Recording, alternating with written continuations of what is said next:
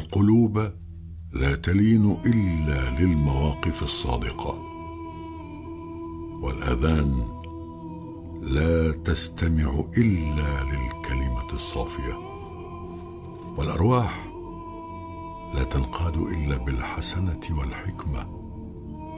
فللدعوة إلى الله فنون وآداب، من أتقن فن الكلمة وروعة الخطاب، وأجاد فن الالتزام والمقام، وتعلم السحر الحلال في الكلمات والجدال، استطاع أن يحول الناس من حال إلى حال.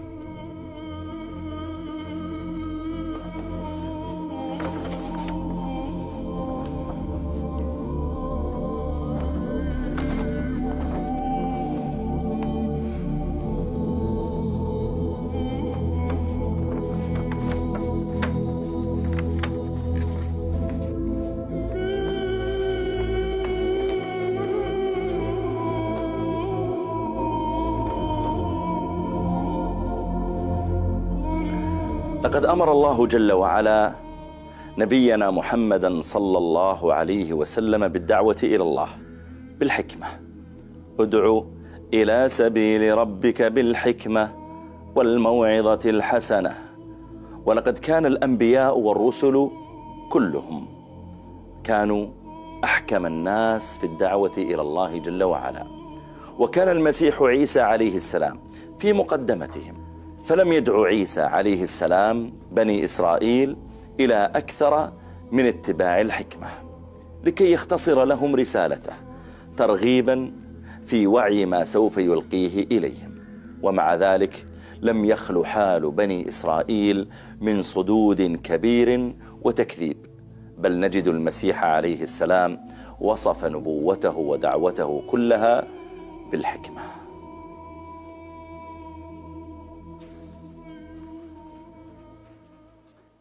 ولما جاء عيسى بالبينات قال قد جئتكم بالحكمة ولأبين لكم بعض الذي تختلفون فيه فاتقوا الله وأطيعون. أيها الإخوة، حديثنا في هذه الحلقة عن دعوة المسيح عيسى بن مريم.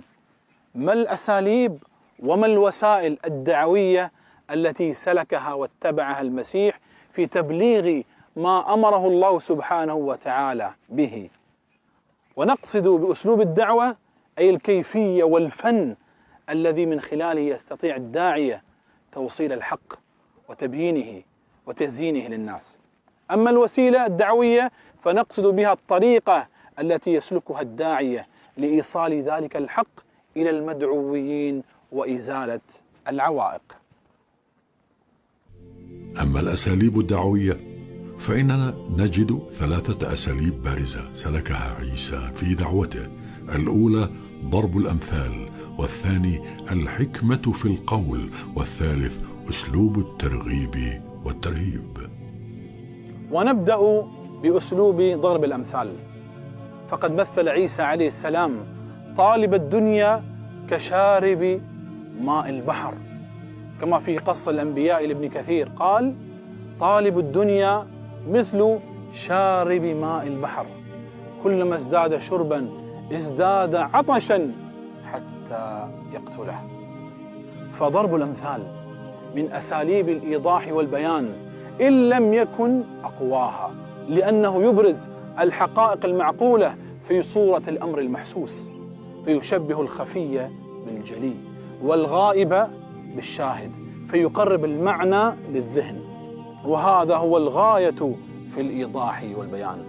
ولقد اشتهر عيسى عليه السلام بضرب الأمثال، ومن ذلك ما ورد عن سفيان الثوري أن عيسى بن مريم عليه السلام قال لا يستقيم حب الدنيا وحب الآخرة في قلب مؤمن كما لا يستقيم الماء والنار في إناء.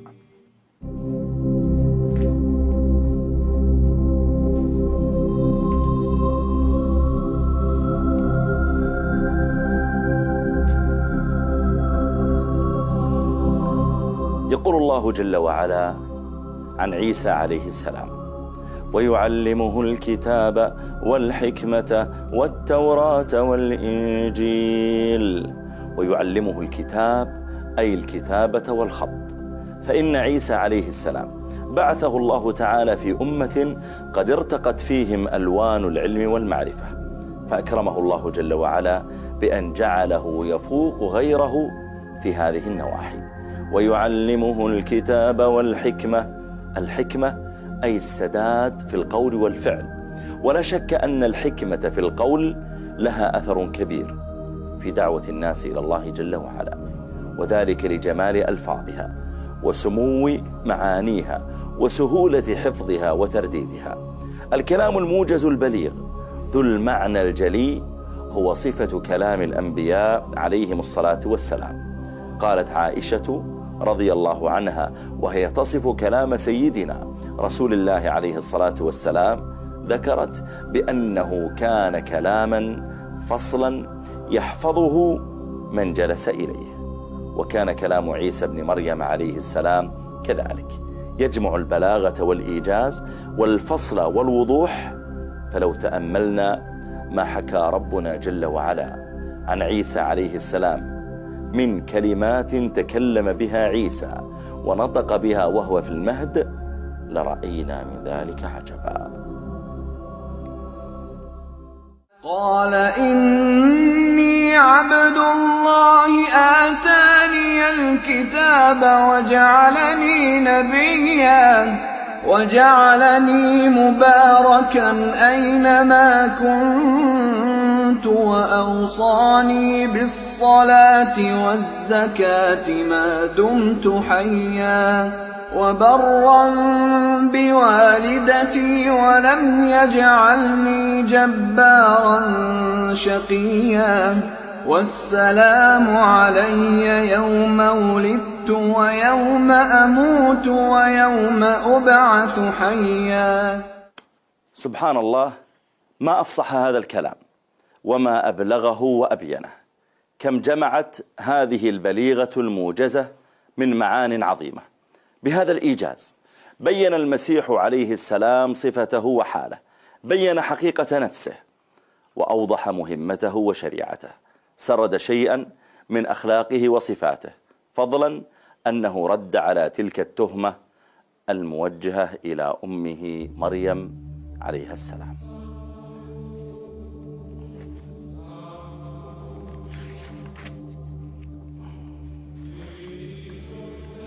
ومن أساليب المسيح عليه السلام في الدعوة إلى الله الترغيب والترهيب.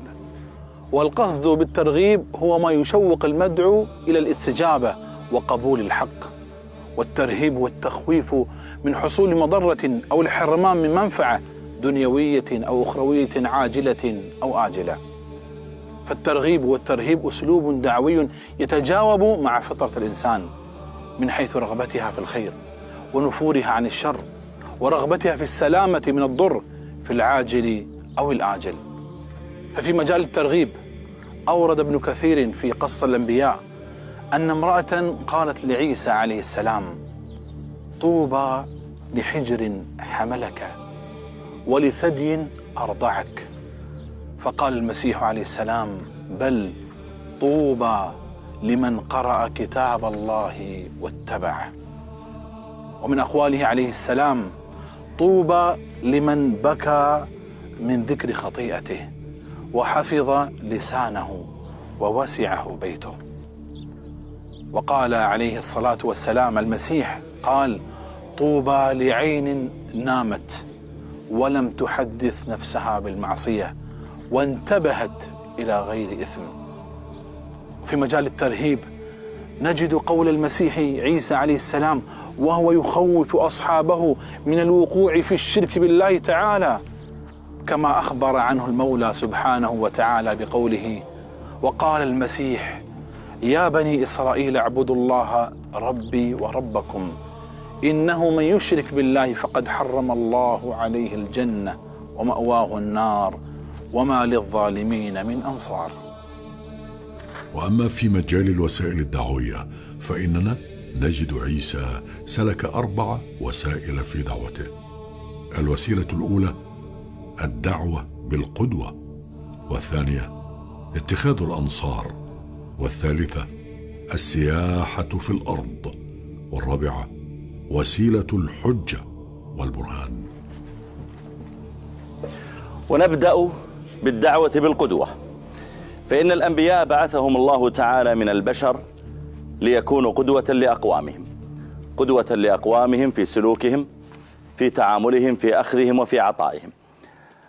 يدعون الناس إلى الصدق بأقوالهم قبل أفعالهم، يدعونهم إلى الأمانة بأقوالهم قبل أفعالهم.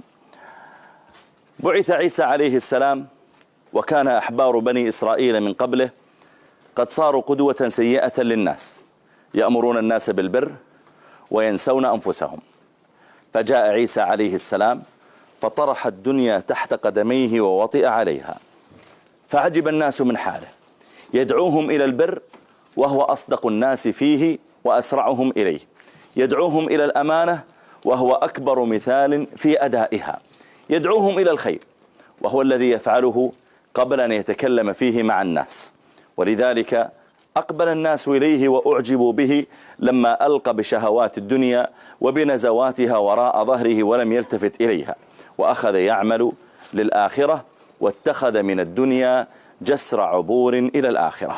واجه أئمة الفساد بقوله: يا علماء السوء جعلتم الدنيا على رؤوسكم والآخرة تحت أقدامكم، قولكم شفاء وعملكم داء. كم كان بنو إسرائيل في حاجة إلى قدوة كسيدنا المسيح عليه الصلاة والسلام، لما فيهم من النقص والتغيير والتلبس بالمعاصي والرذائل.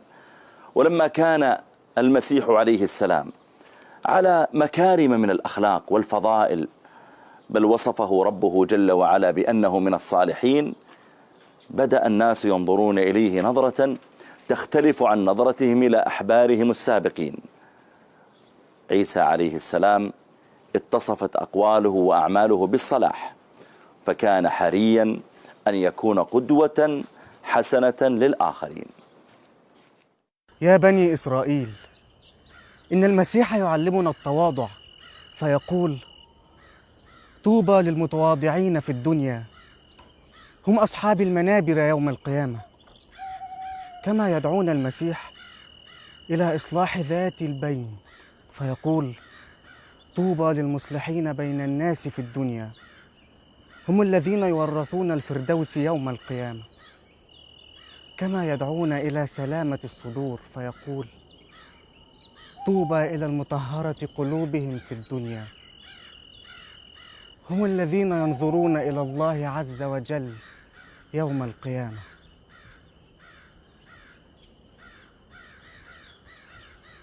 ولما لم يجد المسيح عليه السلام مع تلك الطائفة من اليهود الاستجابة لدعوته، بل وجد منهم الصد والإعراض والكفر بالله سبحانه وتعالى، اتخذ المسيح عليه السلام وسيلة أخرى في دعوته من الله سبحانه وتعالى، وذلك بأن يكون له أعوانا منهم.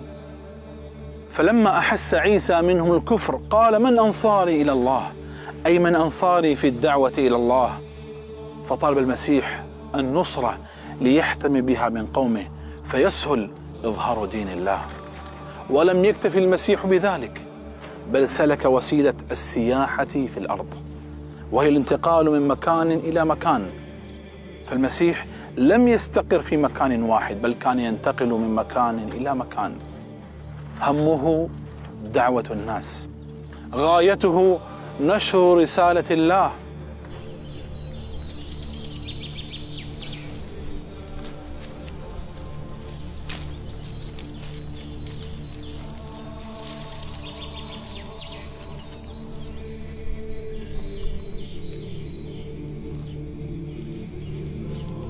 بحق أقول لكم: ما الدنيا تريدون ولا الآخرة. يا رسول الله، فسر لنا هذا الأمر، فإنا كنا نرى أن نريد إحداهما. لو أردتم الدنيا أطعتم رب الدنيا، الذي مفاتيح خزائنها بيده، فأعطاكم منها ما تريدون. ولو أردتم الآخرة أطعتم رب الآخرة الذي يملكها فأعطاكموها، ولكن لا هذه تريدون ولا تلك. لا شك أن الدعوة إلى الله تعالى تحتاج من الداعية إلى أن يلتقي بالمدعوين، وقد يتطلب الأمر أن يذهب الداعية إليهم في أماكنهم، في بلدانهم، في مجالسهم، ليبلغهم دعوة الله تعالى، وبخاصة عندما تكون الدعوة جديدة على الناس لا يعرفون عنها شيئا. وكذلك كان نبي الله تعالى عيسى عليه السلام، وكان يبعث بالرسل وهم الحواريون، يبعث بهم ليبلغوا الدعوة في كل الأماكن. وقد اشتهر عند أهل الكتاب تسمية هؤلاء الحواريين بالرسل. هذا ولعل أقوى ما أيد الله تعالى به المسيح عليه السلام أنه أيده بالدلائل القاطعة والمعجزات البينة والبراهين الساطعة، والتي الأصل فيها أن تكون سببا في اقتناع الناس أنه نبي مرسل من الله، وبالتالي استجابة الناس له. فلقد أيد الله تعالى رسوله عيسى عليه السلام بجملة كبيرة من الآيات البينات والمعجزات الظاهرات. إذ قال الله يا عيسى ابن مريم اذكر نعمتي عليك وعلى والدتك إذ أيدتك بروح القدس تكلم الناس في المهد وكهلا، وإذ علمتك الكتاب والحكمة والتوراة والإنجيل، وإذ تخلق من الطين كهيئة الطير بإذني فتنفخ فيها فتكون طيرا بإذني، وتبرئ الأكمه والأبرص بإذني، وإذ تخرج الموتى بإذني. كان المسيح عليه السلام عند دعوة قومه إلى الله سبحانه وتعالى يذكرهم بما معه من هذه الآيات القاطعة والبراهين الساطعة، والتي من أعظمها كلامه في المهد، والإنباء بما يأكلون وما يدخرون في بيوتهم، ونزول المائدة من السماء، وقدرته على أن يخلق من الطين طيرا فينفخ فيه فيكون طيرا بإذن الله، ويبرئ الأكمه والأبرص، ويحيي الموتى بإذن الله. وقد ورد تكرار بإذن الله في الآية دفعا لتوهم الألوهية، لأن إحياء الموتى ليس من جنس أفعال البشر. إن الذي جاء به عيسى حق، وكل ذلك آية من الله تعالى تحقق قوله وتصدق خبره أنه رسول من رب العالمين يدعوهم إلى عبادة الله تعالى وحده لا شريك له. وأنصتوا إلى المسيح وهو يوضح في نهاية ذكره لهذه المعجزات الهدف من الرسالة التي بعث من أجلها. يقول: وجئتكم بآية من ربكم فاتقوا الله وأطيعون إن الله ربي وربكم فاعبدوه هذا صراط مستقيم.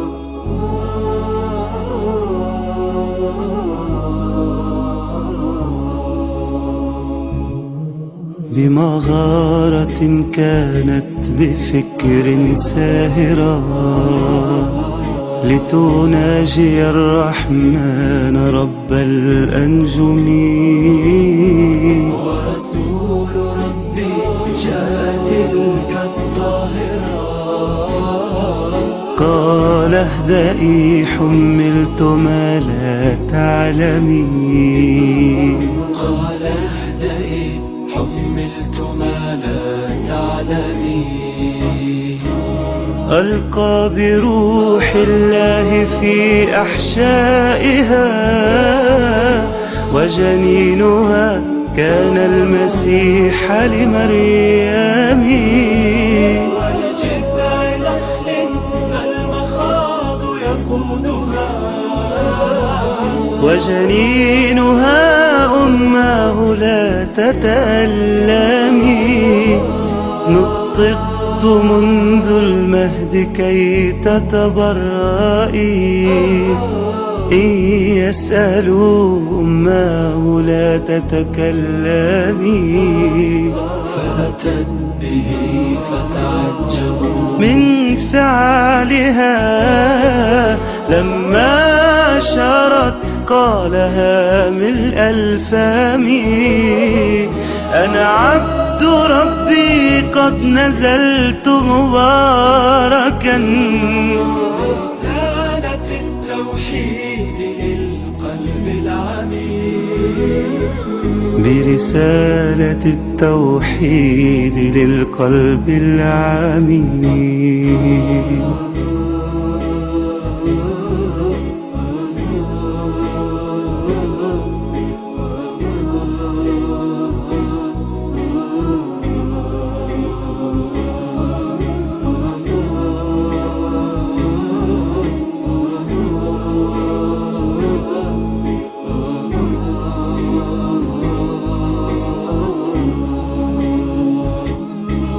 ومبشرا للناس بالنور الذي هو أحمد ومحمد محمود. هو خير خلق الله من بين البشر، ورسالة التوحيد سوف يعيد، ورسالة التوحيد سوف يعيد. ومبشرا للناس بالنور الذي هو أحمد ومحمد محمود. خير خلق الله من بين البشر، ورسالة التوحيد سوف يعيد. فمحمد نور الإله لأمات، حتى القيامة ذكره موجود. فالدين دين الله، نحن دعاته، وإلهنا هو ربنا المعبود. الدين دين الله، نحن دعاته، وإلهنا هو ربنا المعبود. وإلهنا هو ربنا المعبود.